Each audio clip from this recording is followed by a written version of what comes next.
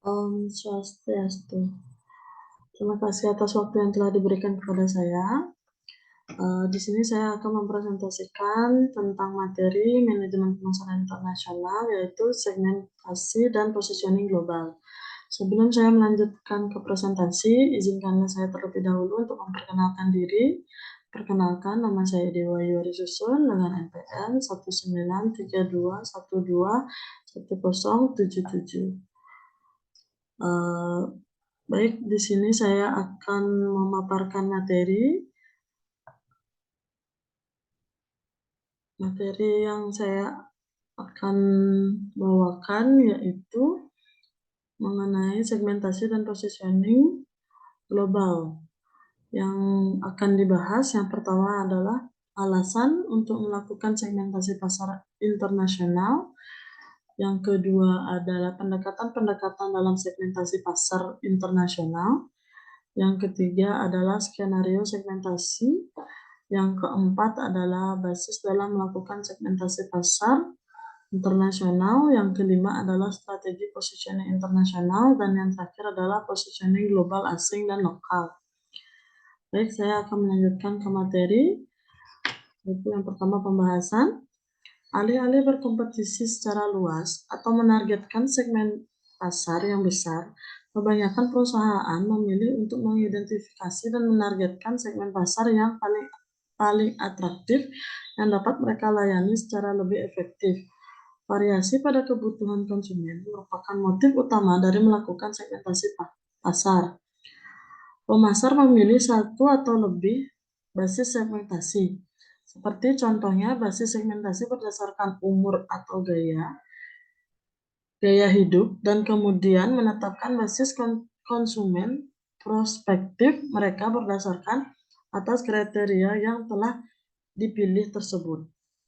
Program pemasaran kemudian dikembangkan untuk menyesuaikan dengan kebutuhan dari segmen yang telah mereka pilih. Kita masuk ke poin bahasan yang pertama, yaitu alasan untuk melakukan segmentasi pasar internasional. Tujuan dari segmentasi pasar adalah untuk memecah pasar menjadi beberapa kelompok konsumen yang berbeda, yang juga memiliki respon yang berbeda terhadap program bauran pemasaran perusahaan. Dengan cara tersebut, perusahaan dapat menyesuaikan strategi bauran pemasaran ke masing-masing segmen. Dengan demikian, perusahaan dapat memuaskan kebutuhan masing-masing segmen dengan lebih baik secara umum. Idealnya, segmen yang harus memiliki beberapa kriteria yang harus dipenuhi. Yang pertama adalah identifikasi segmen haruslah mudah untuk diidentifikasi dan untuk diukur besarnya kriteria. Ini contohnya apabila menggunakan basis ekonomi variabel income per kapita dengan variabel income capital. Ukuran segmen dapat dengan mudah ditentukan. Di sisi lain, ukuran segmen yang menggunakan basis segmentasi value atau gaya hidup seringkali agak sulit untuk diukur besarannya. Kriteria yang kedua adalah jumlah cukup besar segmen haruslah cukup besar sehingga layak untuk disasar. Namun teknologi modern seperti flexible manufacturing memungkinkan perusahaan untuk melonggarkan kriteria ini, dan faktanya banyak segmen yang dianggap terlalu kecil di suatu negara akan menjadi atraktif apabila segmen tersebut digabungkan dengan segmen sejenis di beberapa negara. Kriteria berikutnya adalah accessible atau dapat diakses. Segmen haruslah mudah untuk dijangkau melalui upaya-upaya promosi dan distribusi perbedaan di setiap negara. Dalam hal kualitas distribusi, yaitu kondisi jalan di negara tersebut dan juga fasilitas penyimpanan yang tersedia dan juga infrastruktur media seperti penetrasi internet menyebabkan segmen dapat sulit untuk dijangkau di negara tertentu dan juga mudah untuk dijangkau di negara lainnya. Berikutnya adalah stabilitas. Apabila target merubah komposisi perilakunya, seiring waktu, upaya pemasaran yang dirancang untuk target market ini akan sulit untuk sukses. Sehingga target pasar yang baik adalah memiliki stabilitas dalam perilaku mereka. Kriteria berikutnya adalah responsif. Agar segmentasi pasar ini bermakna, penting agar segmen-segmen ini memiliki respon yang berbeda-beda terhadap suatu strategi bauran pemasaran. Hal ini menunjukkan bahwa segmen pasar ini memiliki karakteristik berbeda. Kemudian kriteria yang berikutnya adalah actionable atau dapat ditindaklanjuti. Segmen adalah action apabila seseorang pemasar atau pemasaran yang diperlukan untuk memenuhi kebutuhan segmen ini konsisten dengan tujuan dan kompetisi dasar yang dimiliki oleh perusahaan. Terdapat beberapa alasan pemasar internasional melakukan segmentasi pasar internasional. Alasan yang pertama adalah country scanning.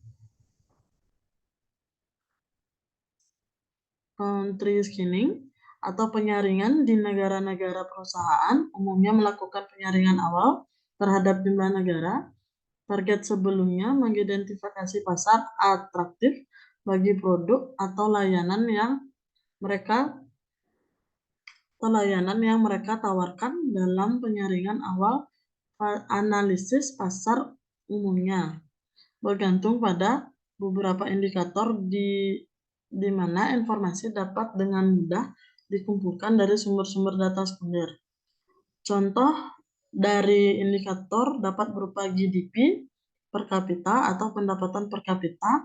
Pada tahap ini, analisis pasar internasional mengelompokkan negara-negara tersebut ke dalam 2 atau 3 kategori negara yang memenuhi kriteria yang ditetapkan akan dikelompokkan ke dalam kelompok GO, yang artinya lanjut atau dapat dipertimbangkan kembali pada tahap berikutnya.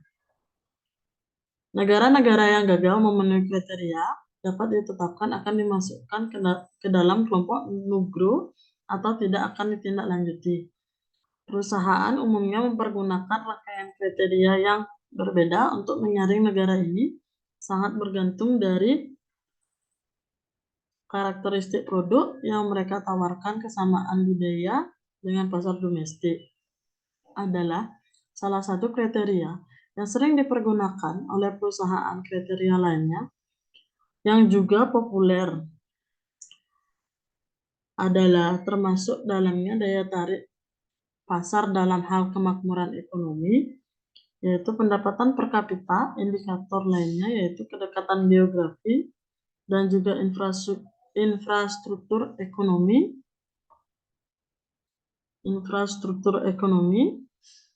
dari suatu negara.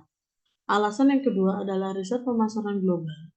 Karena perusahaan global seringnya beroperasi di banyak negara, melakukan riset pasar di masing-masing negara tersebut menjadi sangat tidak efisien.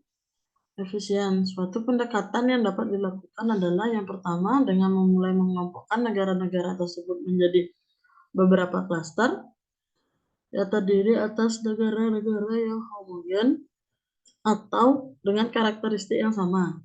Kemudian dari masing-masing kelompok diambillah suatu negara untuk dipilih sebagai tempat melakukan riset, di mana riset dikonsentrasikan pada negara terpilih tersebut. Kemudian temuan dari riset pasar tersebut dari suatu negara yang terpilih akan kemudian diimplementasikan pada negara-negara lain yang menjadi anggota dalam satu klaster yang sama dengan negara yang terpilih tersebut. Alasan yang ketiga adalah untuk mengambil keputusan negara mana yang akan dimasuki suatu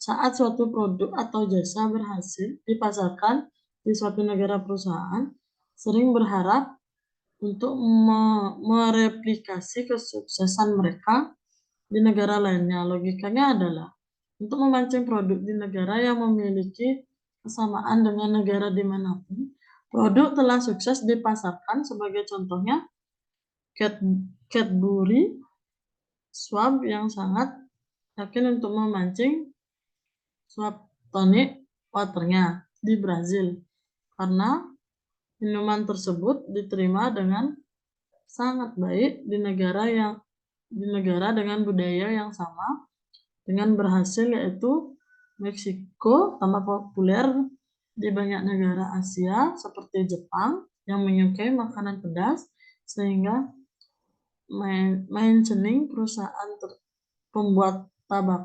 tabasco yang berbasis di Louisiana memandang bahwa memasuki pasar Vietnam dan India, yaitu dua negara berkembang di Asia dengan kesukaan makanan pedas, sebagai langkah yang sangat logis untuk melakukan strategi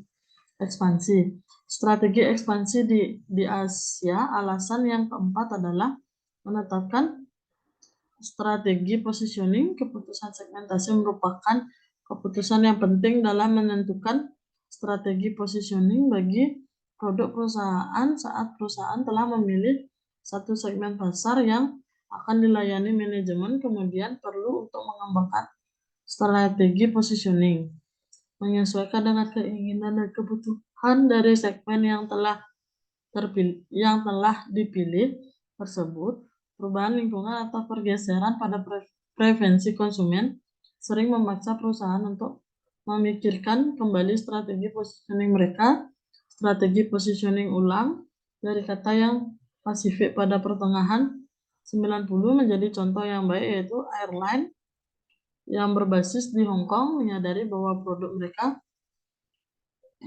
mereka gagal untuk memenuhi kebutuhan dari customer Asia dengan baik, di mana customer Asia ini mempresentasikan 80% dari basis pelanggan mereka. Melayani atau memuaskan secara lebih baik target segmen ini, dan lain kata Pasifik memutuskan untuk melakukan positioning ulang agar menjadi airline yang disukai atau dipilih oleh wisatawan dari Asia. Untuk itu, kata ingin memproyeksikan karakteristik Asia dengan mempergunakan pendekatan personal, kemudian menawarkan berbagai variasi dari makanan khas Asia dan juga memberikan entertainment khas Asia dalam penerbangannya. Dan hal lain yang dilakukan oleh Katai juga adalah memperkenalkan logo baru dengan warna baru, kemudian ulang eksteriornya, dan merancang ulang atau mendesain kembali kabin dan counter tiketnya untuk mengkomunikasikan perubahan ini kepada publik. Kampanye advertising yang cukup masif dan slogan di Heart of Asia. Alasan yang kelima adalah membantu alokasi sumber daya. Segmentasi pasar akan sangat bermanfaat dalam membantu manajer untuk menentukan bagaimana mengalokasikan sumber daya pemasaran di berbagai negara.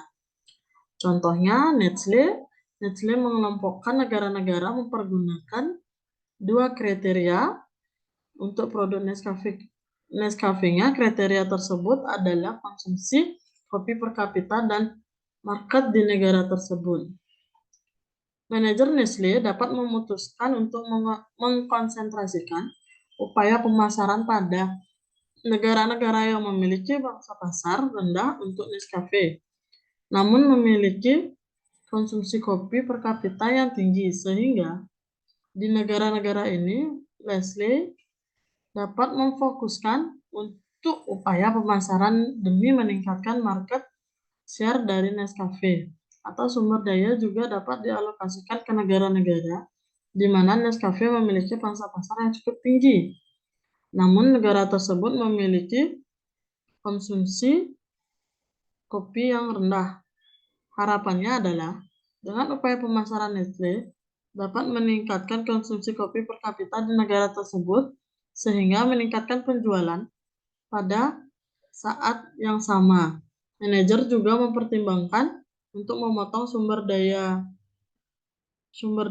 atau upaya pemasaran di pasar dengan konsumsi kopi per kapita yang rendah, di mana market share dari Nescafe juga sangat lemah. Alasan yang keenam adalah untuk merancang strategi bauran pemasaran atau marketing mix.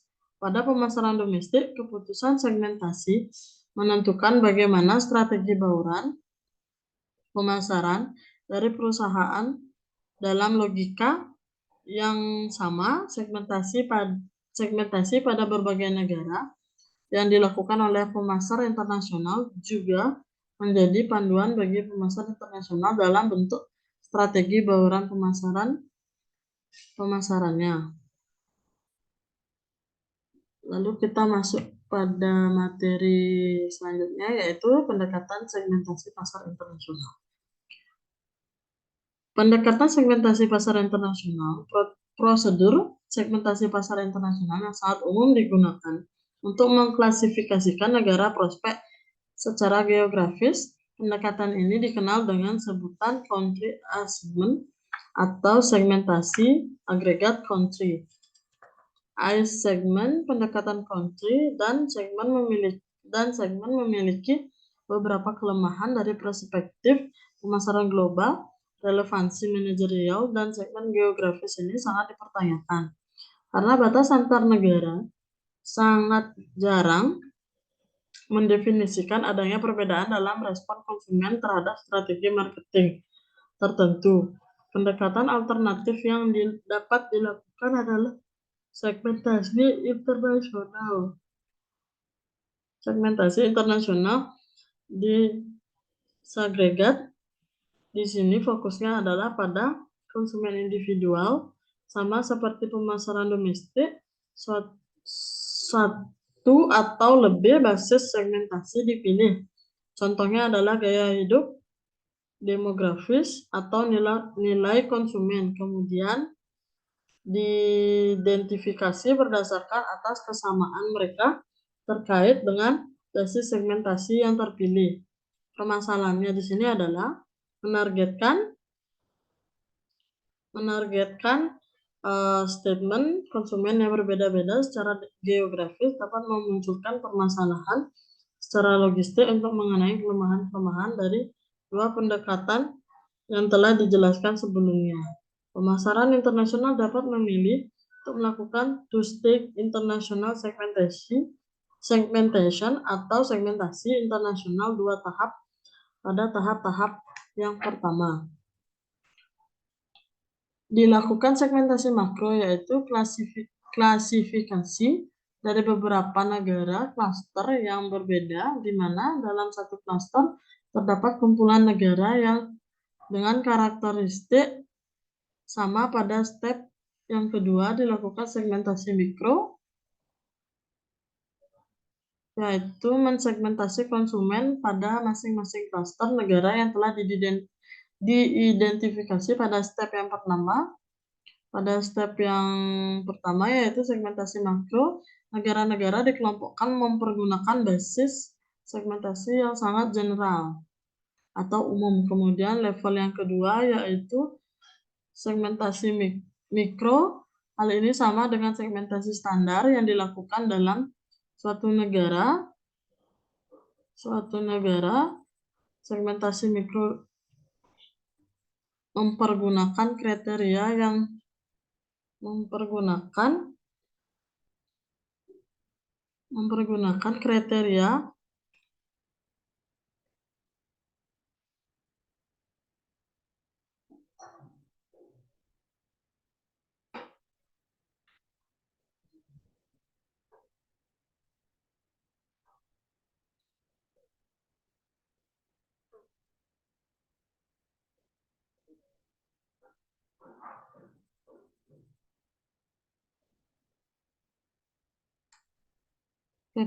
sama dengan standar market segmentation, yaitu demografi. Contohnya under usia, gender, family life cycle, atau mempergunakan variabel sosial ekonomi. Contohnya adalah income per kapita, dan kelas sosial pendapatan juga yang mempergunakan variabel gaya hidup, nilai, dan juga manfaat yang dicari. Kita menuju ke poin pembahasan yang ketiga, yaitu skenario segmentasi.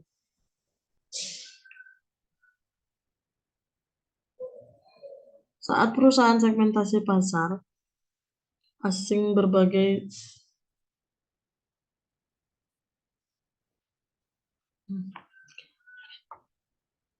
segmentasi saat perusahaan mensegmentasi pasar asing berbagai skenario dapat muncul fenomena yang umum terjadi diilustrasikan pada gambar di mana kita dapat menemukan segmen yang universal, yaitu segmen A dapat dilihat pada gambar, yaitu segmen A terdapat di setiap negara di country X, di country Y, dan juga terdapat segmen A hingga segmen A disebut sebagai segmen universal, dan ada juga segmen yang unik atau hanya terdapat pada 2 atau 3 negara, dalam hal ini B, C, D, E, dan F, di mana B, C, D, dan F tidak terdapat di setiap negara. Perhatikan juga bahwa ukuran dari segmen-segmen ini berbeda di masing-masing negara di country X. Ukuran segmen B lebih besar dibandingkan segmen B di country. Suatu kemungkinannya adalah pemasar dapat menemukan segmen universal atau segmen global. Segmen universal adalah segmen yang terdapat di lebih dari suatu negara. Mereka bersifat universal, di mana konsumen dalam segmen universal ini memiliki kebutuhan atau keinginan yang sama. Contoh dari segmen universal diantaranya adalah kaum muda, global business traveler, dan juga kaum elit global atau golongan kelas atas. Persamaan dalam kebutuhan konsumen bergantung pada kategori produk ini. Akan kita bahas pada section berikutnya. Salah satu contoh dari bagaimana menargetkan universal segment adalah AX, yaitu merek dari produk perawatan diri bagi pria, dan Unilever menunjukkan bagaimana perusahaan dapat memasarkan produknya dengan sukses pada suatu segmen global. Dalam hal ini, kaum muda global untuk memperoleh perhatian dari kaum muda di seluruh dunia.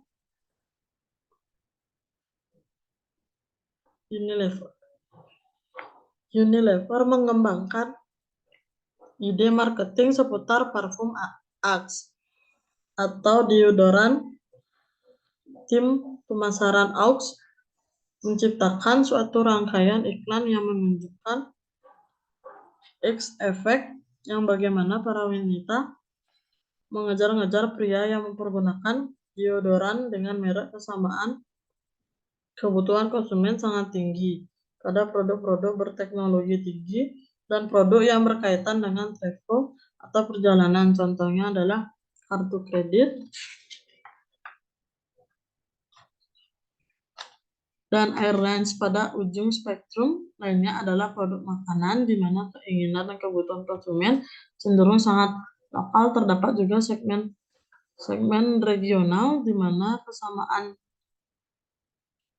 kesamaan pada kebutuhan dan keinginan konsumen terjadi atau muncul pada level regional, sementara terdapat perbedaan pada kebutuhan konsumen di region-region yang berbeda.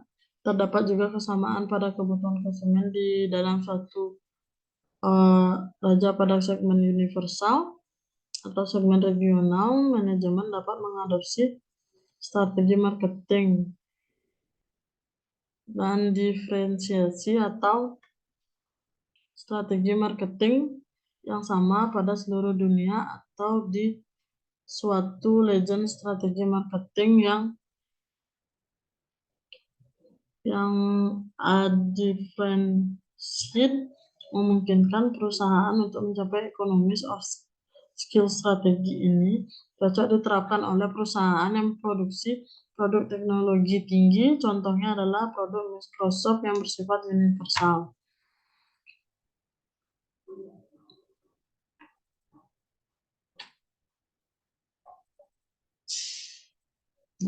Pada ujung spektrum yang lain terdapat perusahaan yang menyesuaikan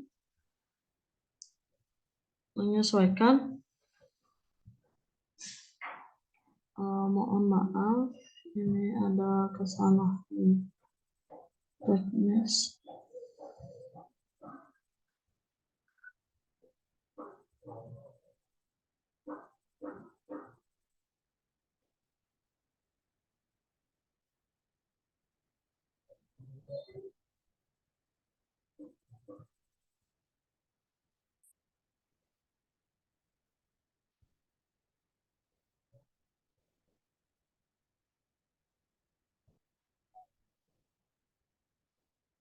Baik, pada produk Microsoft yang bersifat universal, pada ujung spektrum yang lain terdapat perusahaan yang menyesuaikan strategi pemasarannya terhadap kebutuhan dan keinginan pasar lokal, walaupun preferensi dan kebutuhan konsumen sama. Perbedaan dengan positioning dan juga elemen barang pemasaran perlu dilakukan untuk menghadapi variasi pada kondisi pasar lokal. Strategi yang terdiferensiasi ini memungkinkan perusahaan untuk lebih dapat menyesuaikan diri atau selaras dengan pasar lokal dan lebih fleksibel. Segmen unik atau deserve adalah salah satu kondisi di mana kebutuhan dan keinginan konsumen sangat berbeda di negara yang berbeda atau sangat berbeda antar negara, sehingga sangat sulit untuk mendapatkan segmen yang sama di beberapa negara dibandingkan dengan mencari satu segmen yang sama di beberapa negara. Terkadang manajemen memilih target market yang paling atraktif di masing-masing negara. Contohnya yang dilakukan oleh Jack Daniels. Jack Daniels mengimplementasikan deserve target market, di mana di Australia minuman ini menargetkan social drinker dan muda dan hit di Cina, di mana sebotol Jack Daniels dibanderol seharga $30 atau lebih, atau 2 kali harga di pasar Amerika. Target market Jack Daniels di Cina adalah urban profesional berusia 30-40 tahun yang menghasilkan $1.000 per bulan. Baik, sekian presentasi dan pemaparan materi dari saya. Jika ada kekurangan mohon maaf. Saya tutup dengan Paramahansa. Om Santi Santi Santi.